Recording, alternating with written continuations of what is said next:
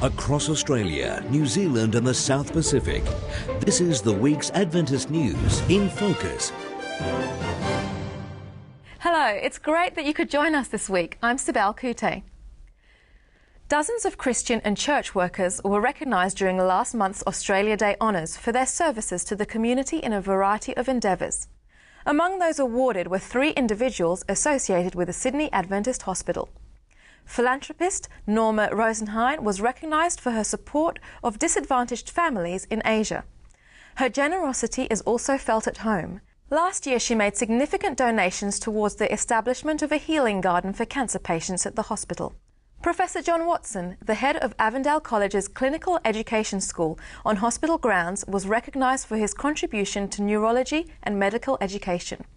And another doctor, Neil Street, was awarded for his work as a paediatric anaesthetist, particularly in connection with his volunteer work with the hospital's health outreach charity, Open Heart International. Although West Africa's Ebola epidemic now appears to be under control, Christian aid agencies are still hard at work, partnering with other NGOs and governments to contain the outbreak. In Sierra Leone, the Adventist Development and Relief Agency, or ADRA, is involved in an innovative project, replacing mattresses and bedding that may carry traces of the virus. Since November, nearly 1,000 homes have been decontaminated.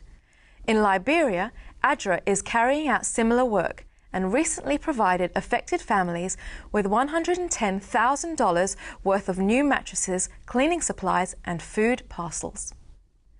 ADRA has also been active closer to home, with workers from New Zealand assisting Fijian communities to prepare for cyclone season. A number of community disaster management committees have now been established on Fiji's main island of Viti Levu. The committees are planning evacuation routes and emergency accommodation for their regions. The communities themselves actually see the importance of having these committees and the planning that goes along with it, because most of them have experienced disasters and they know that the need is there and they know of the importance of being prepared and having a plan in place.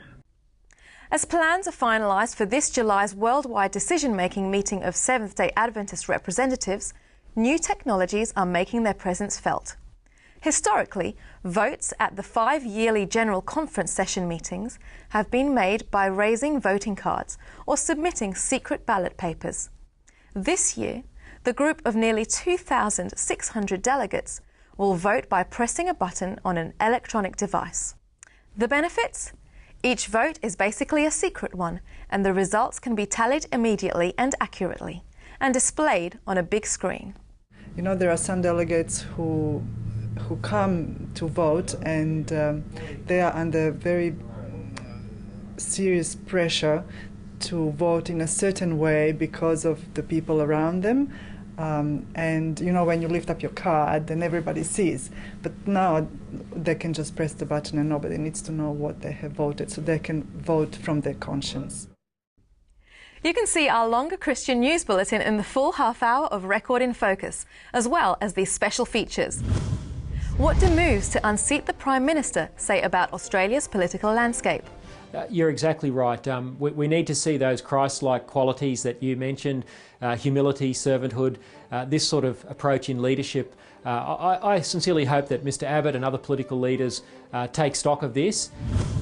The paleo diet, healthy trend or disaster? What concerns me is that there's this great emphasis on animal protein foods. Yeah, that's because we think we're all hunters and we didn't gather anything, we just hunted. Yes. And we meet Candice Thorpe, Vice President of the Hope Channel Network. So yeah, we all came together and with the goal of producing not 100 but over 300 programs in 1 month.